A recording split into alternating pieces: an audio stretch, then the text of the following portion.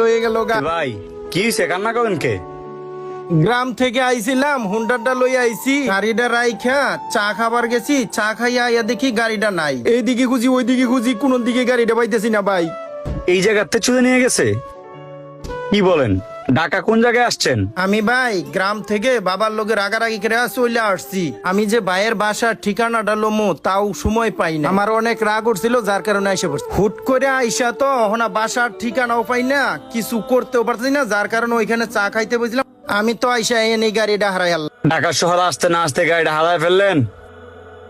আচ্ছা ঠিক আছে, এদিকে বসেন, আমি দেখি আপনার গাড়িটা উদ্ধার করে দেওয়া যায় কিনা।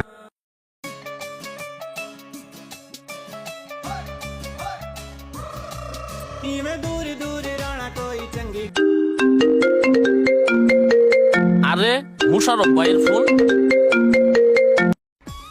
হ্যাঁ ভাই, আমিন কই?